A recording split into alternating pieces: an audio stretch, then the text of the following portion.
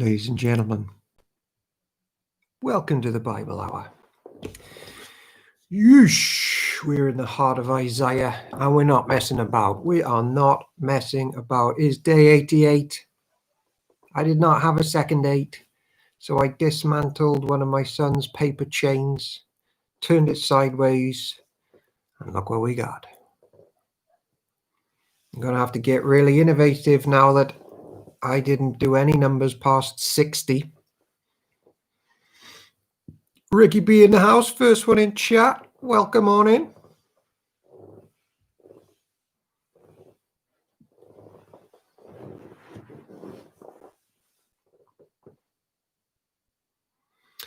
Right, let's put this safely to one side of the screen whilst getting that safely on that side of the screen, like that.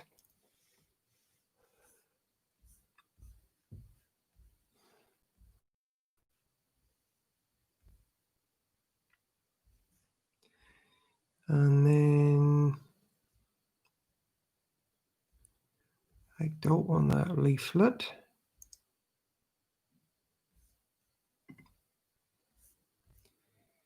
Do that. Then we will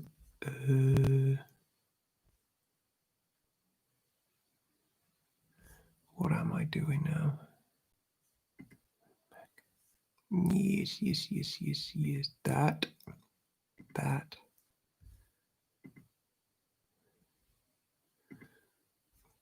No, that. I'm getting things up and running now. Then that. Then that. Then that. All right, I can see everything now. Diane Robbins in the house. Sam Whittington in the house. Chris Henry in the house. Welcome to the Bible Hour. We are jumping 2-footed into Isaiah chapter 8, but not yet. Sue Hawkins in the house.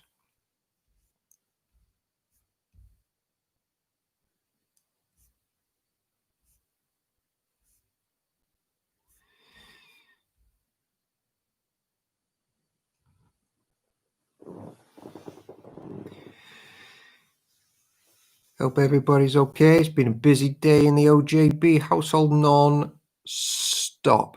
Broken the back of many jobs.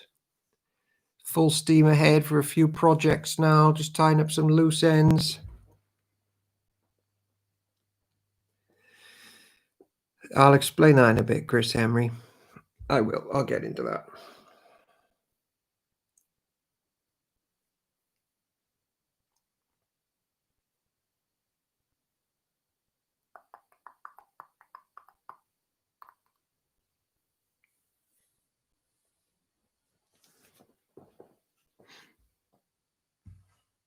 Good evening, Parkhead admin.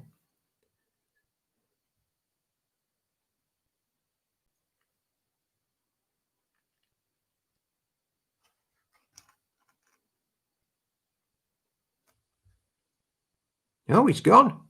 Parkhead admin is gone. And retracted his good evening.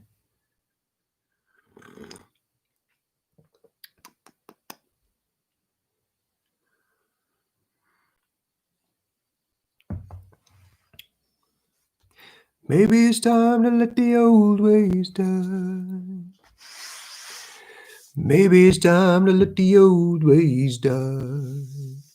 You know how sometimes in life there's a song that happens during something, and then when you hear it years later, it puts you back at the thing of which it was playing years before.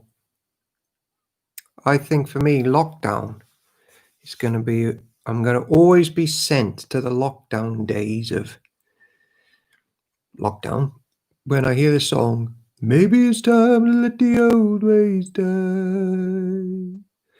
Maybe it's time to let the old ways die. Because my neighbor plays it on the guitar in the garden I've learned it in lockdown on the guitar because I quite like it. It's on all the time. Rita plays it on Alexa when she's pottering.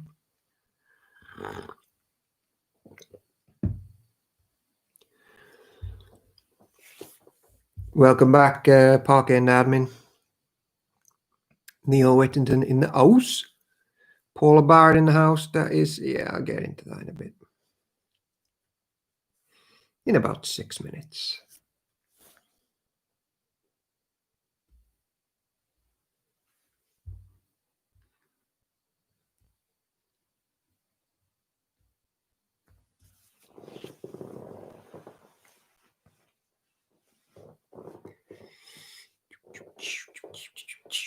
I'm going to slow things down actually for the next couple of days of Isaiah, so we don't skip some really important slags. Will do it for me. Hey, who said that? Who are you quoting?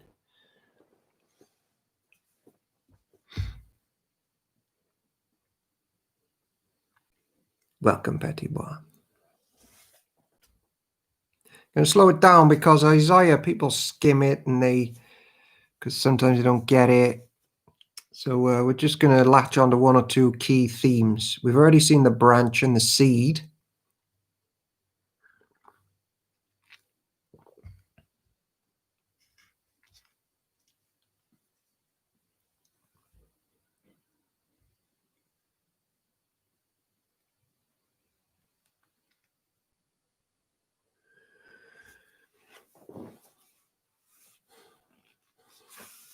In 4 minutes, we will be reading Isaiah chapter 8. North Star in the house. Good morning, North Star. Sue Roberts. Sue Roberts, hello everyone. I have only just been able to watch Sunday service. Can I say how beautiful I thought it was? And thank you, Neil, for your refreshing honesty. I thought Neil led it very well as well, Sue Roberts.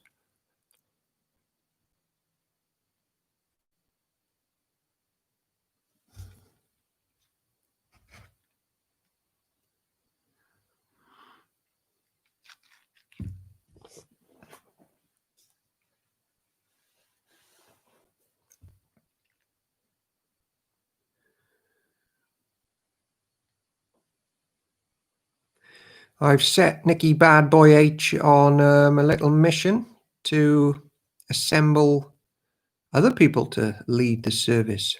So I'll only be ducking in for the last bits. Yippee.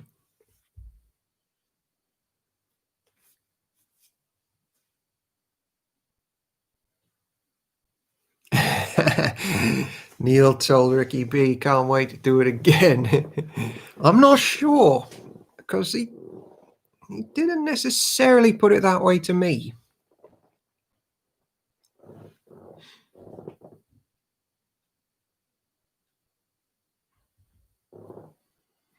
Ricky B met me on site today at tea time with a health and safety expert.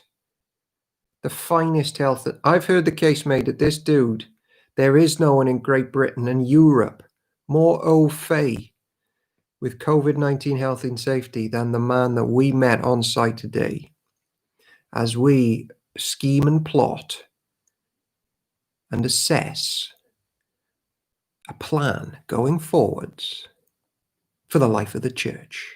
Stay tuned, folks.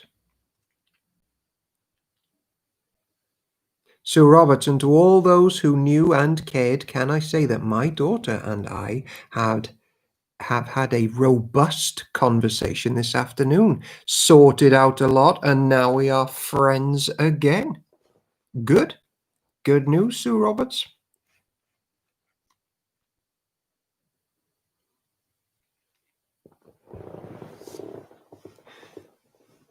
Just take my socks off.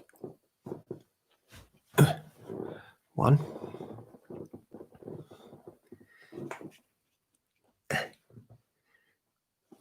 It's not easy taking your socks off once you hit 35.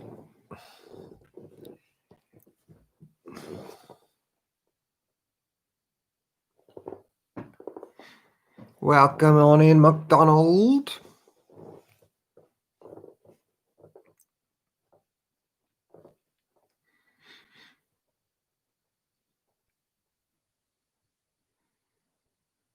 Good evening, Kath Davis.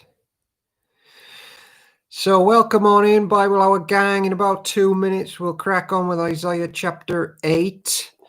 It is day 88. Of course, anticipating we would stop at 60, I didn't make 2 8s. So today I dismantled my son's schoolwork, which was a Jack in the Beanstalk paper chain.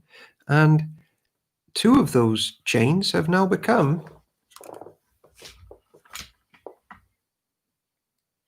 the 8.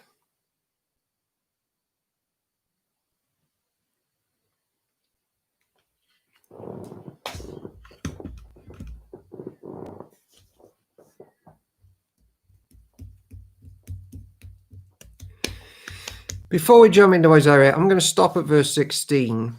But do look out for a couple of cool things along the way to 16.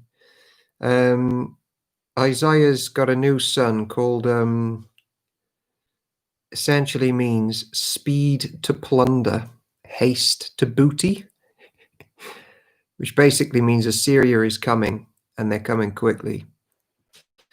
And verse 8, check out who's also on the way, and he's a major part of church life, verses 12 to 18. Is it Kath's birthday today? Hey, happy birthday, Kath. Oh, I wish I'd have known. I'd have done something more than say happy birthday.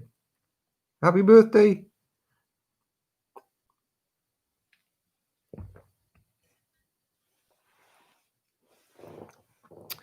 Yeah.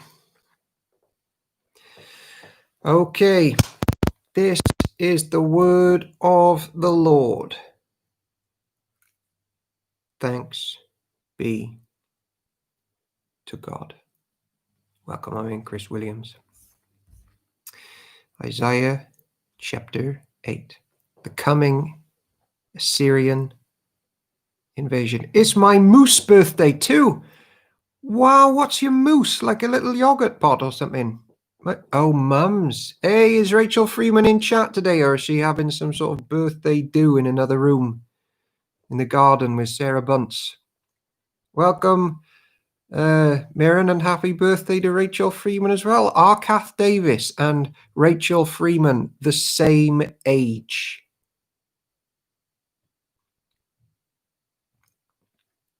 The coming Assyrian invasion. Then the Lord said to me,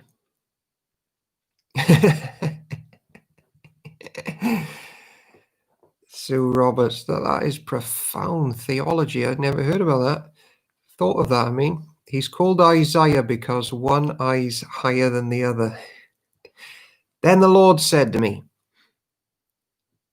make a large signboard and clearly write this name on it. Meah Shalal Hashbaz. I asked Uriah the priest and Zechariah, son of Jeberechiah, both known as honest men, to witness my doing this. Then I slept with my wife, and she became pregnant and gave birth to a son, and the Lord called him Meah Shalal Hashbaz. And I'll tell you again what that means. Speed to plunder, haste to booty. For before this child is old enough to say Papa or Mama, the king of Assyria will carry away both the abundance of Damascus and the riches of Samaria. Then the Lord spoke to me again and said, my care for the people of Judah is like the gently flowing waters of Shiloah, but they have rejected it. They are rejoicing over what will happen to King Rezin and King Pekah. Therefore, the Lord will overwhelm them with a mighty flood from the Euphrates River, the king of Assyria and all his glory. This flood will overflow its channels and sweep into Judah until it is chin deep It will spread its wings, submerging your land from one end to the other. O Emmanuel.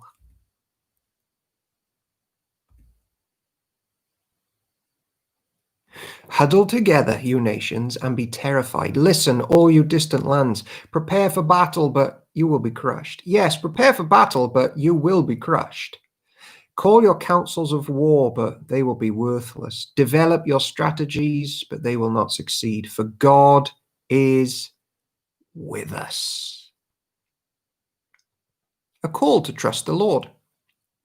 The Lord has given me a strong warning not to think like everyone else does. He said, don't call everything a conspiracy like they do, and don't live in dread of what frightens them.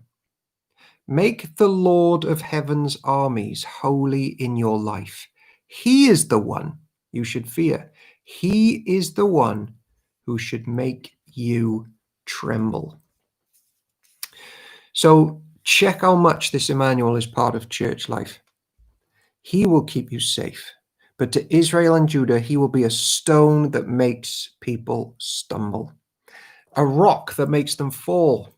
And for the people of Jerusalem, he will be a trap and a snare. Many will stumble and fall, never to rise again. They will be snared and captured. Preserve the teaching of God. Entrust his instructions to those who follow me. I will wait for the Lord, who has turned away from the descendants of Jacob. I will put my hope in him. And I and the children the Lord has given me serve as signs and warnings to Israel from the Lord of heaven's armies, who dwells in his temple on Mount Zion. Just stop there a second at 16 and 18. Here's one of the books on that. They make the point of saying this, so we can't overlook it.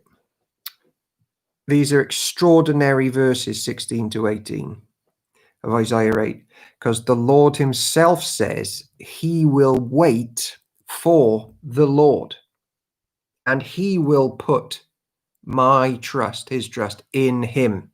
Verse 17, I will wait for the Lord. I will put my hope in him. And Hebrews chapter 2, verse 3 picks up on that. God the Son, in his identification with his people, joins them in waiting for and trusting the Lord God.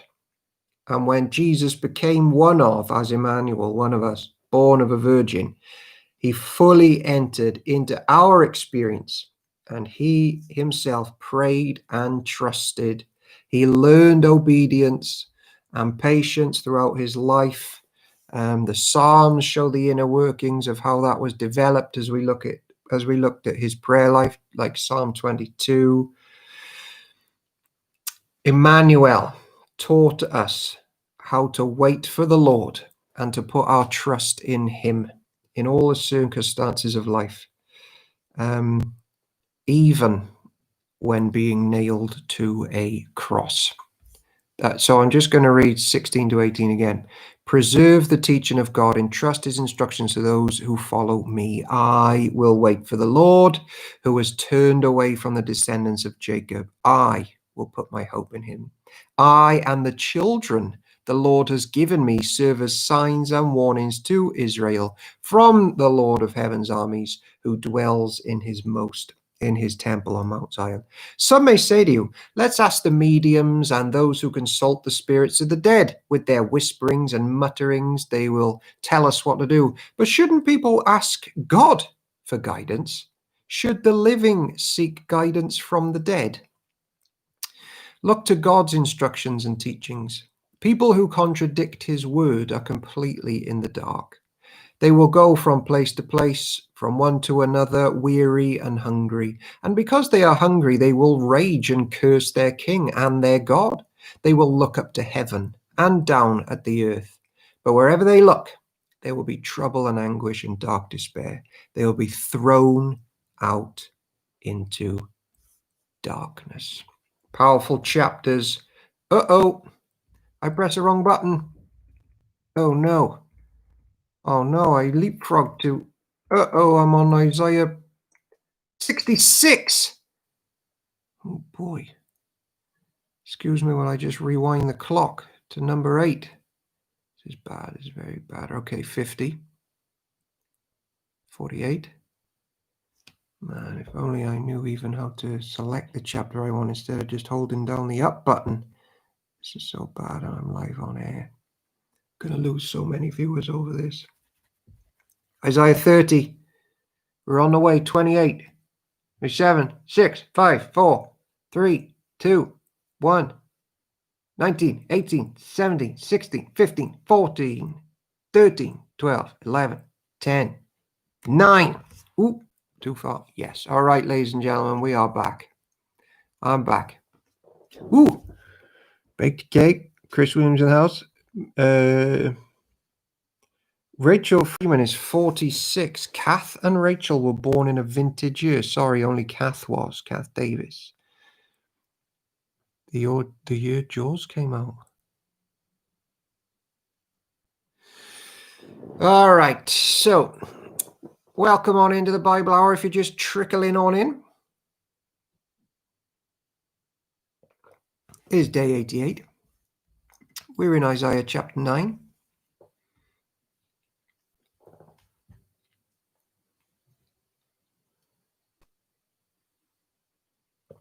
We're going to learn about how the birth of Jesus would enlarge the nation to even include Gentile nations,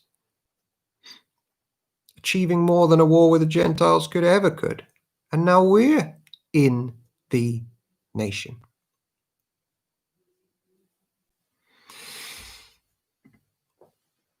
Nevertheless, that time of darkness and despair will not go on forever. The land of Zebulun and Naphtali will be humbled, but there will be a time in the future when Galilee of the Gentiles, which lies along the road that runs between the Jordan and the sea, will be filled with glory. I know someone that was from Galilee,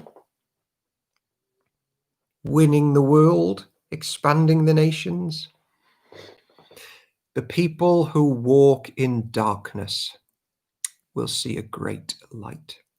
For those who live in a land of deep darkness, a light will shine. If you are a non-Jew believer here tonight, this is about you. Well, not the next bit. It's about the one who does it, but it involves you. You will enlarge the nation of Israel, and its people will rejoice. They will rejoice before you as people rejoice at the harvest and like warriors dividing the plunder. For you will break the yoke of their slavery and lift the heavy burden from their shoulders. You will break the oppressor's rod, just as you did when you destroyed the army of Midian. The boots of the warrior and their uniforms blood-stained by war will be burned. They will be fuel for the fire.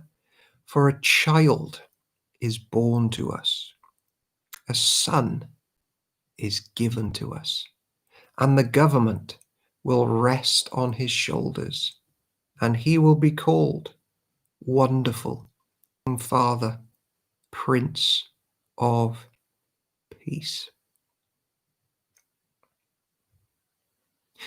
His government and its peace will never end. He will rule with fairness and justice from the throne of his ancestor David for all eternity. The passionate commitment of the Lord of Heaven's armies will make this happen. Note how meeting Jesus brings the experience of the entire Trinity. Wonderful Counselor, Mighty God, Everlasting Father, Prince of Peace, the Lord's anointed Son of David. Passionate commitment of the Lord of Heaven's armies will make this happen. The Lord's anger against Israel. The Lord has spoken out against Jacob his judgment has fallen upon Israel. And the people of Israel and Samaria, who spoke with such pride and arrogance, will soon know it. They said, "We will replace the broken bricks of our ruins with finished stone and replant the felled sycamore fig trees with cedars." But the Lord will bring Rezin's armies against Israel and stir up their foes. The Syrians from the east and the Philistines from the west will bear their fangs and devour Israel. And remember, this judgment is to refine the church, to bring them back from idolatry, demonic false gods. But even then, the Lord will not be satisfied. His fist is poised to strike. For after all this punishment, the people will still not repent. They will not seek the Lord of heaven's armies. Therefore, in a single day, the Lord will destroy both the head and the tail, the noble palm branch and the lowly reed. The leaders of Israel are the head, and the lying prophets are the tail. For the leaders of the people have misled them. They have led them down the path of destruction. This is why the Lord takes no pleasure in the young men. He shows no mercy even to the widows and orphans, for they are all wicked hypocrites, for they all speak foolishness. But even then, the Lord's anger will not be satisfied. His fist is still poised to strike. This recurring phrase, the Lord will not be satisfied, hold on to that, because I think it's going to lead to an event where he was satisfied at last, at a punishment.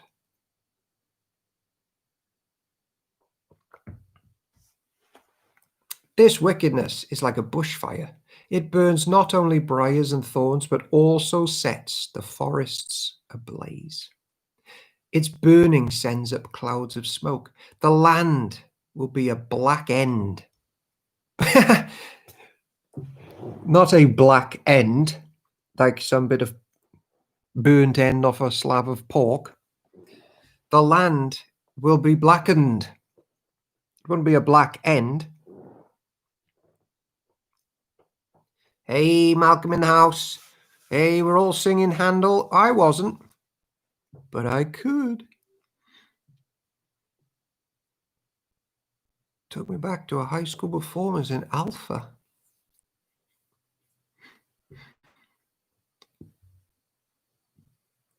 The land will be blackened by the fury of the Lord of heaven's armies. The people will be fuel for the fire, and no one will spare even his own brother. They will attack their neighbor on the right, but will still be hungry. They will devour their neighbor on the left, but will not be satisfied. In the end, they will even eat their own children. We have seen that. We have read that in Bible Hour. Manasseh will feed on Ephraim. Ephraim will feed on Manasseh, and both will devour Judah. But even then, the Lord's anger will not be satisfied. His fist is still poised to strike. It's going from glory to judgment to glory, and there's this one who's just going to survive the whole judgment, and there's only one. And the people who are in him, the church. Except for the church that hate him, because they're not really church.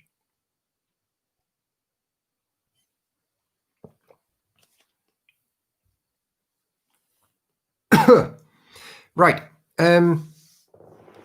Up to chapter 10:34, Israel is now getting judged a bit. It's been Judah. Now Israel is being taught a lesson or two. And basically what we're going to see now is that they don't need to fear the coming judgment from Assyria, because that judgment's not going to last long. Because the Lord's judgment is going to be redirected from Israel towards the Assyrians. And then basically it's just his Holy One who is left and is worthy after all are judged for their sin. What sorrow awaits the unjust judges and those who issue unfair laws.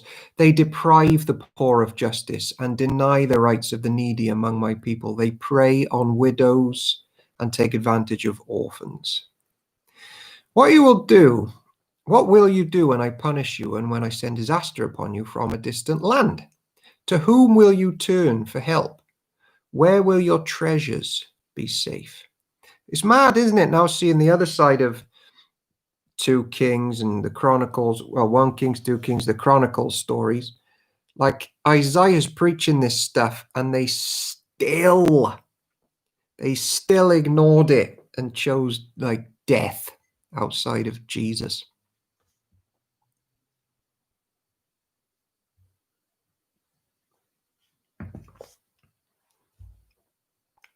Where will your treasures be safe?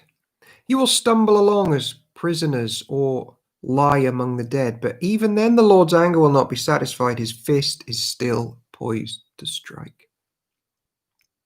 Judgment against Assyria. What sorrow awaits Assyria, the rod of my anger? I use it as a club to express my anger. I am sending Assyria against a godless nation, against a people with whom I am angry. Assyria will plunder them, trampling them like dirt beneath its feet. But the king of Assyria will not understand that he is my tool. His mind does not work that way. His plan is simply to destroy, to cut down nation after nation. He will say, each of my princes will soon be king. We destroyed Calno, just as we did Kirkimesh. Hamath fell before us as Arpad did, and we destroyed Samaria, just as we did Damascus. Yes, we have finished off many a kingdom whose gods were greater than those in Jerusalem and Samaria. So we will defeat Jerusalem and her gods. Uh-oh. Just as we destroyed Samaria with hers. After the Lord had used the king of Assyria to accomplish his purposes on Mount Zion and in Jerusalem, he will turn against the king of Assyria and punish him, for he is proud and arrogant. He boasts, by my own powerful arm I have done this, with my own shrewd wisdom I planned it. I have broken down the defenses of nations and carried off their treasures. I have knocked down their kings like a bull. I have robbed their nests of riches and gathered up kingdoms as a farmer gathers eggs. No one can even flap a wing against me or utter a peep of protest. But can the axe boast? Oh, different voice now. But can the axe boast greater power than the person who uses it? Is the saw greater than the person who saws? Can a rod strike unless a hand moves it? Can a wooden cane walk by itself? Therefore, the Lord of heaven's armies, will send a plague among Assyria's proud troops, and a flaming fire will consume its glory. Church members, I know it's chaotic in 2020, but if this chapter is telling us anything, it's telling us that the Lord of hosts, the Christ, the anointed, the governments are on his shoulders. He's got it, man. He's got it. The Lord, the light of Israel, will be a fire. The Holy One will be a flame. He will devour the thorns and briars with fire, burning up the enemy in a single night. The Lord, we've seen him do it to Egypt, this Holy One of Israel, with plagues. The Lord will consume Assyria's glory, like a fire consumes a forest in a fruitful land. It will waste away like sick people in a plague. Of all that glorious forest, only a few trees will survive. So few that a child could count them.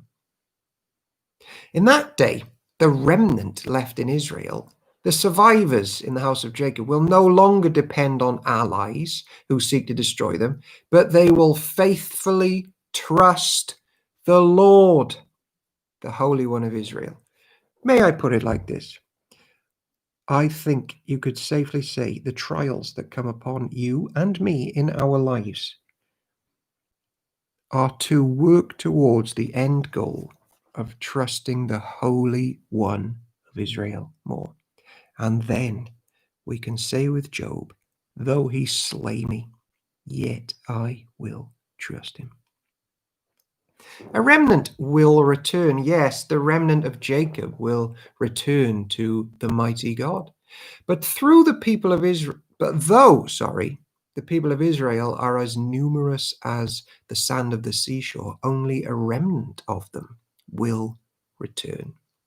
The Lord has rightly decided to destroy his people. Yes, the Lord of heaven's armies, has already decided to destroy the entire land. So this is what the Lord of heaven's armies says.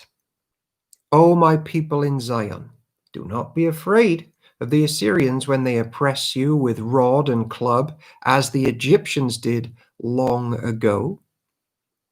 In a little while my anger against you will end, and then my anger will rise up to destroy them.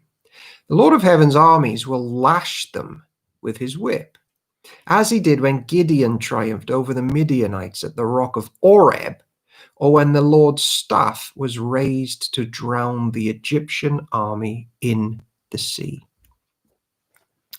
In that day, the Lord will end the bondage of his people. He will break the yoke of slavery and lift it from their shoulders. Look, the Assyrians are now at Aiath. They are passing through Migron, and they are storing their equipment at Michmash. They are crossing the pass and are camping at Geba. Fear strikes the town of Ramah. All the people of Gibeah, the hometown of Saul, are running for their lives. Scream in terror, you people of Galim. Shout out a warning to Laisha. Oh, poor Anathoth. There go the people of Madmenah, all fleeing. The citizens of Gebim are trying to hide. The enemy stops at Nob for a rest that day. He shakes his fist at beautiful Mount Zion, the mountain of Jerusalem. But look, the Lord of heaven's armies, will chop down the mighty tree of Assyria with great power. He will cut down the proud. The lofty tree will be brought down. He will cut down the forest trees with an axe. Lebanon will fall to the mighty one.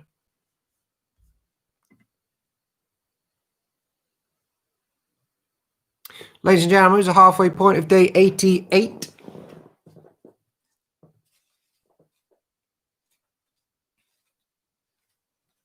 Take 88 seconds, go and eat a lemon and come back. And we'll carry on with Isaiah chapter 11, which has one of the best descriptions of all time of Jesus.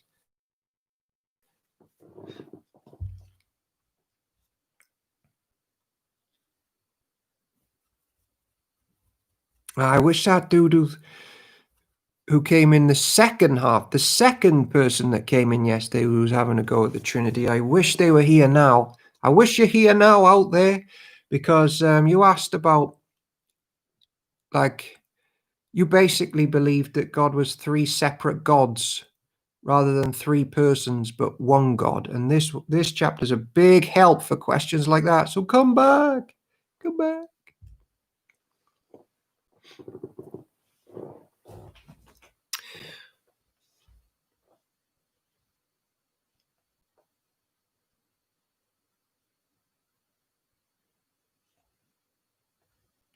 Maybe it's time to let the old ways die. Maybe it's time to let the old ways die. Takes a lot to change your mind. Get a whiz. God in three persons, blessed Trinity. Let me say a couple of things about Isaiah 11, because it's an absolute corker.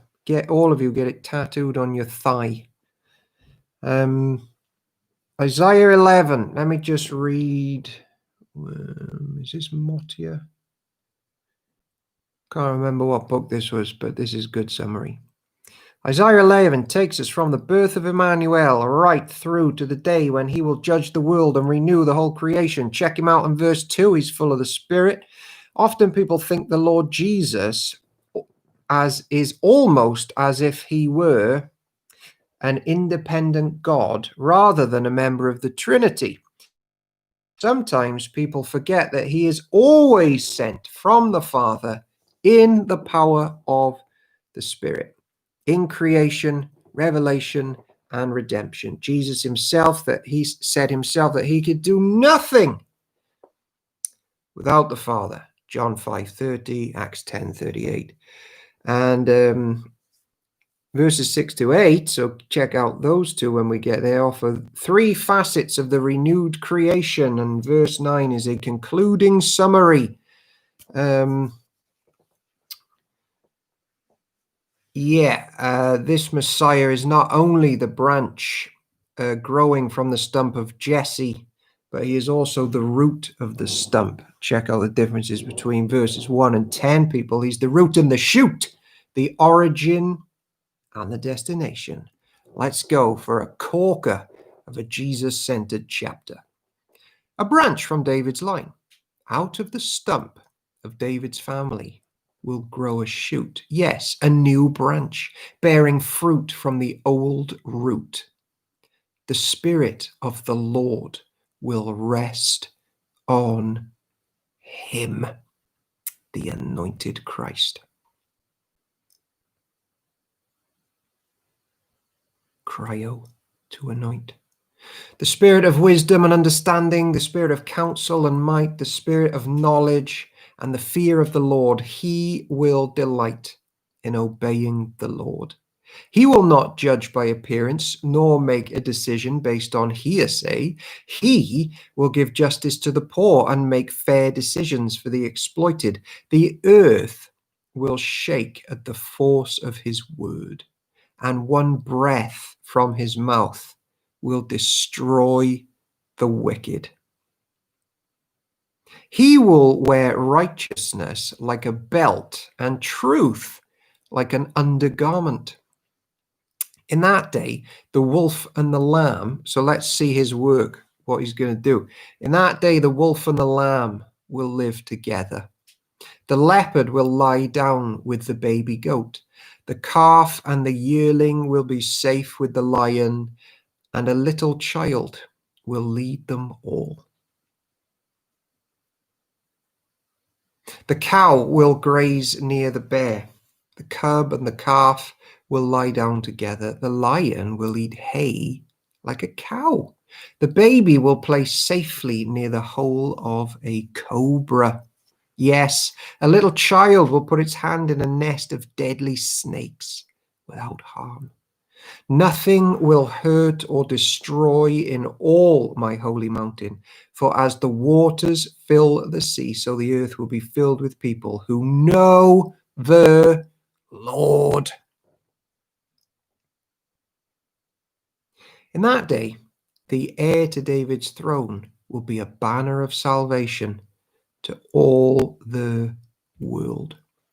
The nations will rally to him, and the land where he lives will be a glorious place. In that day, the Lord will reach out his hand a second time to bring back the remnant of his people, those who remain in Assyria and northern Egypt, in southern Egypt, Ethiopia, Elam, Babylonia, Hamath, and all the distant coastlands. He will raise a flag among the nations and assemble the exiles of Israel. He will gather the scattered people of Judah from the ends of the earth. Then at last the jealousy between Israel and Judah will end. They will not be rivals anymore. They will join forces to swoop down on Philistia to the west. Together they will attack and plunder the nations to the east. They will occupy the lands of Edom and Moab, and Ammon will obey them. The Lord will make a dry path through the gulf of the Red Sea. He will wave his hand over the Euphrates River, sending a mighty wind to divide it into 7 streams so it can easily be crossed on foot. He will make a highway for the remnant of his people, the remnant coming from Assyria, just as he did for Israel long ago when they returned from Egypt. So check out 6, 8, and 9 again.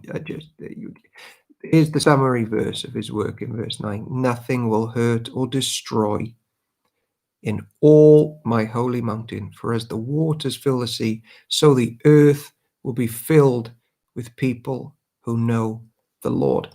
So that's saying the day of the Lord is used in a few ways, even in this chapter. It looks to the very last day, or it looks to an immediate day involving like Assyria and stuff, where the Lord is just going to do mini judgments and restorations. Verse 5, MacDonald, is in the line with the description of the armor of God in Ephesians 6, I guess. Oh, yeah. Let's have a look. He will wear righteousness like a belt and truth, like, isn't it?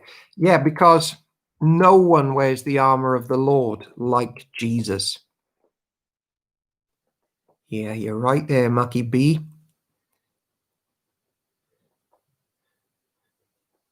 Maki Nialapa Ayanapa. All right, we are cruising for a bruising right into Isaiah chapter 12. Let's go. And then I'm just going to stop at 13 because there's a lot about Babylon, and every Christian needs to know about Babylon and what it means. But first, Isaiah 12. Songs of praise for salvation. In that day you will sing, I will praise you, O Lord. You were angry with me, but not anymore. Now you comfort me. See, God has come to save me. I will trust in him and not be afraid. The Lord God is my strength and my song. He has given me victory. With joy you will drink deeply from the fountain of salvation. In that wonderful day you will sing, thank the Lord, praise his name. Tell the nations what he has done. Let them know how mighty he is. Sing to the Lord, for he has done wonderful things. Make known his praise around the world. Hey, some folks also call me Big Mac. Nice one. I like that. Yes. Let all the people of Jerusalem shout his praise with joy. For great is the Holy One of Israel who lives among you. Psalm 22, the Lord is enthroned in the praises of Israel. Who said Isaiah was a hard book? Man, we're breaking it open like a nut. Okay.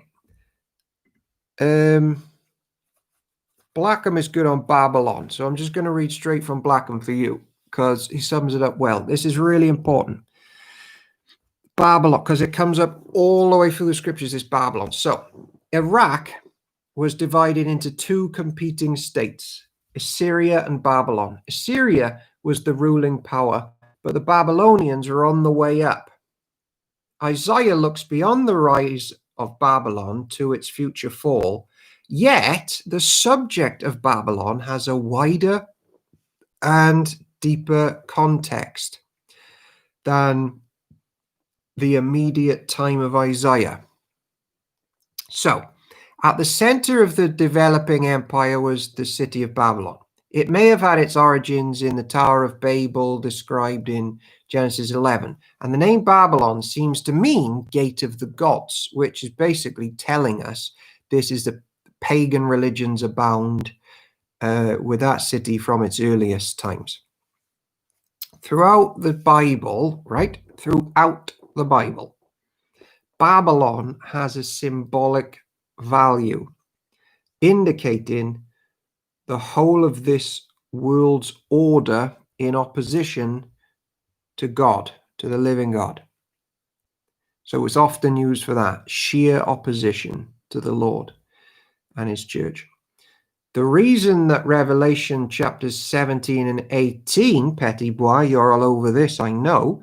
The reasons that Revelation chapters 17 and 18 are all about Babylon is because those chapters are really talking about overthrowing this world's order of greed, power, and injustice and raging war against the Lord. So this section of Isaiah takes such a big and cosmic perspective because the fall of Babylon is really about the fall of the godless kingdoms of this world. So if the banner was raised to summon the nations into the church, now the banner is raised to gather the holy ones for war, the final war of global destruction, when the rider on the white horse rides out against the whole world, Revelation 19. And verses 1 to 5 now introduce the coming judgment for Babylon. And then from 6 to 13, we're shown the global judgment that the Messiah will bring to the whole creation, the heavens and the earth.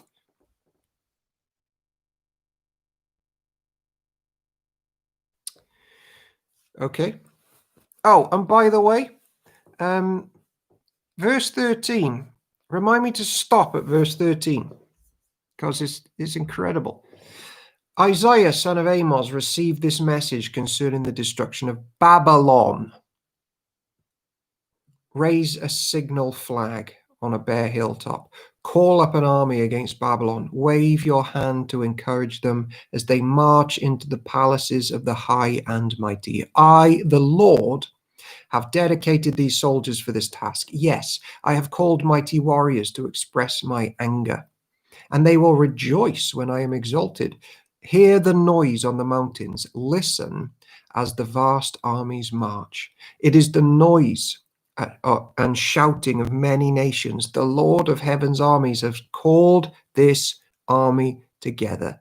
They come from distant countries, from beyond the farthest horizons. They are the Lord's weapons to carry out his anger. With them, he will destroy the whole land. Scream in terror, for the day of the Lord has arrived, the time for the Almighty to destroy. Every arm is paralyzed with fear, every heart melts. And people are terrified. Pangs of anguish grip them, like those of a woman in labor. They look helplessly at one another, their faces aflame with fear. It's like if you want to be safe on that great day, just run to Jesus tonight.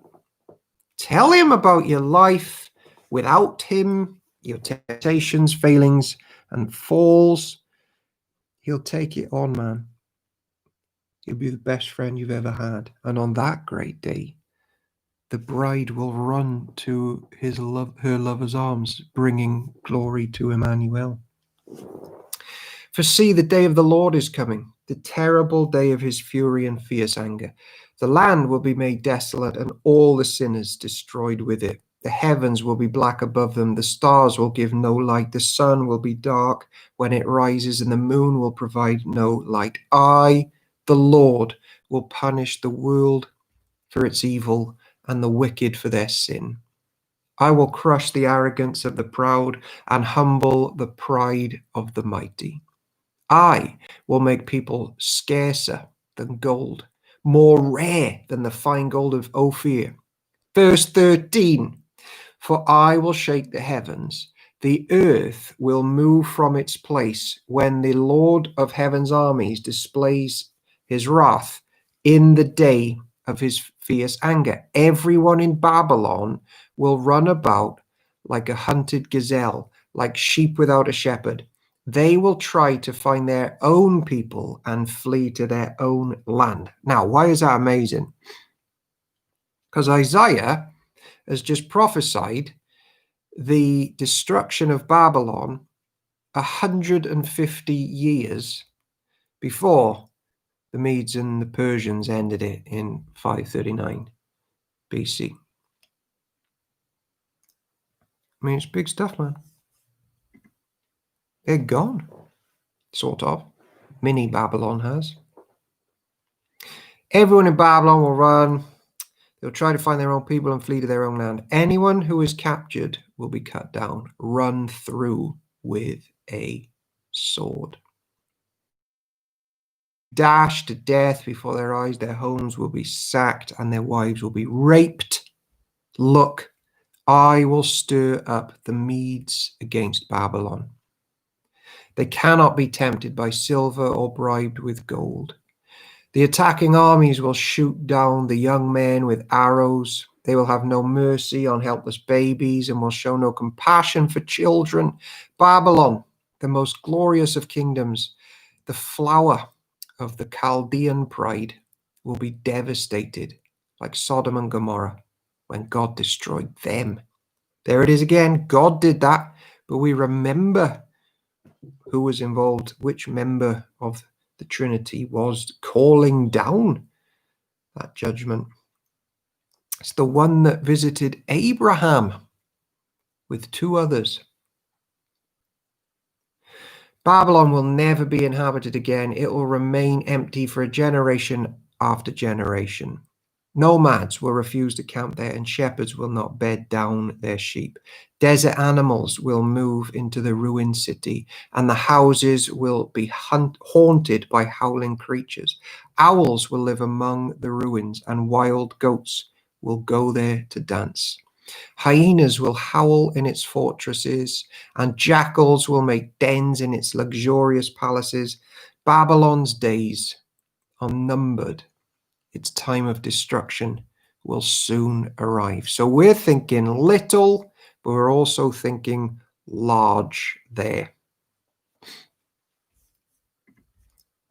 As we hit Isaiah chapter 14.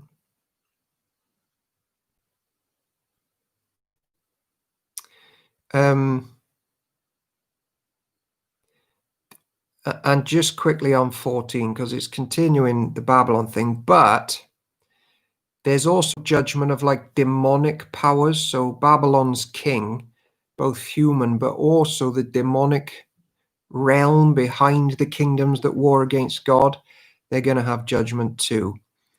I'll just stop at verse 12 as well. It is important. But the Lord will have mercy on the descendants of Jacob. He will choose Israel as his special people once again. He will bring them back to settle once again in their own land, and people from many different nations will come and join them there and unite with the people of Israel. The nations of the world will help the people of Israel to return, and those who come to live in the Lord's land will serve them. Those who captured Israel will themselves be captured, and Israel will rule over its enemies. In that wonderful day, when the Lord gives his people rest from sorrow and fear, from slavery and chains, you will taunt the king of Babylon. You will say, the mighty man has been destroyed. Yes, your insolence is ended. For the Lord has crushed your wicked power and broken your evil rule. You struck the people with endless blows of rage and held the nations in your angry grip with unrelenting tyranny. But finally, the earth is at rest and quiet. Now it can sing again. Even the trees of the forest, the cypress trees and the cedars of Lebanon sing out this joyous song. Since you have been cut down, no one will come now to cut us down. In the place of the dead, there is excitement over your arrival. The spirits of world leaders and mighty kings long dead stand up to see you. With one voice, they all cry out, now you're as weak as we are. Your might and power were buried with you. The sound of the harp in your palace has ceased. Now maggots are your sheet and worms your blanket. How you are fallen from heaven, O shining star, son of the morning. You have been thrown down to the earth, you who destroyed the nations of the world. For you said to yourself, I will ascend to heaven and set my throne above God's stars. I will preside on the mountain of the gods far away from the north. I will climb to the highest heavens and be like the Most High. Instead, you will be brought down to the place of the dead, down to its lowest depths. Right. We can't overlook that, the verse 12 thing. So King James Version of verse 12 is translated, "How art thou fallen from heaven, O Lucifer, son of the morning." The name Lucifer, taken from the Latin translation of the Hebrew scriptures, meaning bearer of light. But it only occurs only once in this place. Now, the book by book argue that it's not clear that Isaiah is primarily referring to the fall of the devil here. And in fact, it's not easy to understand all that is said if it's entirely referring to the devil. The prophecy as a whole seems to refer to the human ruler of Babylon in a highly symbolic judgment, as we've been chatting about. But it's quite possible that Isaiah is also speaking about the devil in the background. Certainly, 12 to 15 they sound like the attitude of the devil and his being cast down to earth, crawling on his belly and doomed to hell itself. So I wouldn't say it's either or, but both.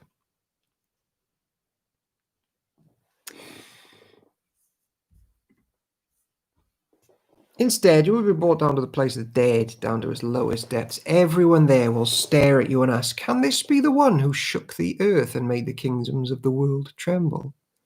Is this the one who destroyed the world and made it into a wasteland? Is this the king who demolished the world's greatest cities and had no mercy on his prisoners?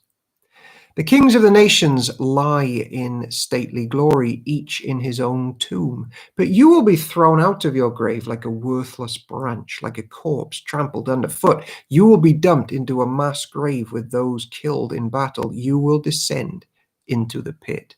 You will not be given a proper burial, for you have destroyed your nation and slaughtered your people. The descendants of such an evil person will never again receive honor. Kill this man's children. Let them die because of their father's sins. They must not rise and conquer the earth, filling the world with their cities." This is what the Lord of Heaven's army says. "I myself have risen against Babylon. I will destroy its children and its children's children, says the Lord. I will make Babylon a desolate place of owls, filled with swamps and marshes. I will sweep the land with the broom of destruction. I, the Lord of Heaven's armies, have spoken." This is cause to fear and to rejoice that evil, injustice, and the demonic darkness that preys on the world at the moment is ended and will end once for all forever in Jesus Christ, who judges well. Will not the judge of all the earth do right? Now he's going to make it all a lot more closer to home. The Lord of Heaven's army has sworn on this oath. It will all happen as I have planned. It will be as I have decided. I will break the Assyrians when they are in Israel. I will trample them on my mountains. My people will no longer be their slaves, nor bow down under their heavy loads. I have a plan for the whole earth, a hand of judgment upon all the nations. The Lord of Heaven's armies has spoken. Who can change his plans? When his hand is raised, who can stop him? Now it gets real near to the enemies of Judah in the surrounding area. And if you remember 2 Chronicles 28 about the Philistines' end judgment, that story, that's what's coming up. This message came to me in the year King Ahaz died. Do not rejoice, you Philistines, that the rock that struck you is broken, that the king who attacked you is dead. For from that snake, a more poisonous snake will be born, a fiery serpent to destroy you. I will feed the poor in my pasture, the needy will lie down in peace. But as for you, I will wipe you out with famine and destroy the few who remain. Wail at the gates, weep in the cities, melt with fear, you Philistines. A powerful army comes like smoke from the north. Each soldier forward, eager to fight. What should we tell the Philistine messengers? Tell them the Lord has built Jerusalem. Its walls will give refuge to his oppressed people. Now he moves it into the other enemy nearby, Moab. And we'll end, I think, with this chapter. And the structure is really important because the first 9 verses, it's like a sandwich. First 9 verses about the judgment of Moab. Then 16 verses 1 to 5 is the same story, but Moabs are now seeking refuge while trusting in the promised Messiah. And then from verse 6 down, it's about judgment on them and their paganism again. So it's like you can be sandwiched in. There's a safe place in the middle of all this judgment. Of course, Moabites are descendants of Lot, aren't they? Sort of relatives. That's a tragedy here. The message came to me concerning Moab. In one night, the town of Ar will be leveled. The city of Kir will be destroyed. Your people will go to trample in Dibon to mourn. Trample? Temple. They're not trampling around there. They're going to the temple. You can't trample in a temple. Your people will go to their temple in Dibon to mourn. They will go to their sacred shrines to weep. They will wail for the fate of Nebo and Medeba, shaving their heads in sorrow and cutting off their beards. They will wear burlap as they wander the streets. From every home and public square will come the sound of wailing. The people of Heshbon and Elealeh will cry out. Their voices will be heard as far away as Jahaz. The bravest warriors of Moab will cry out in utter terror. They will be helpless with fear. My heart weeps for Moab. Its people flee to Zoar and Aglath Shelishiyah. Weeping, they climb the road to Luhith. Their cities of distress can be heard all along the road to Horonaim. Even the waters of Nimrim are dried up. The grassy banks are scorched. The tender plants are gone. Nothing green remains. The people grab their possessions and carry them across the ravine of the willows. A cry of distress echoes through the land of Moab, from one end to the other, from Eglaim to Beer Elim. The stream near Dibon runs red with blood. But I'm not finished with Dibon. Lions will hunt down the survivors, both those who try to escape and those who remain behind. Ladies and gentlemen, this is the word of the Lord. Thanks be to God. We have come full swing to the o'clock. So tomorrow, we're ending tonight on the fear and trembling reality that those who love destroying widows and oppressing people and exploiting people and worshipping demonic gods, they meet their end in Jesus. And we're going to start tomorrow by the Moabites having a chance to run to the Messiah. Everybody in this room has a chance to run to the Messiah. God willing, we will be back tomorrow at 9 p.m.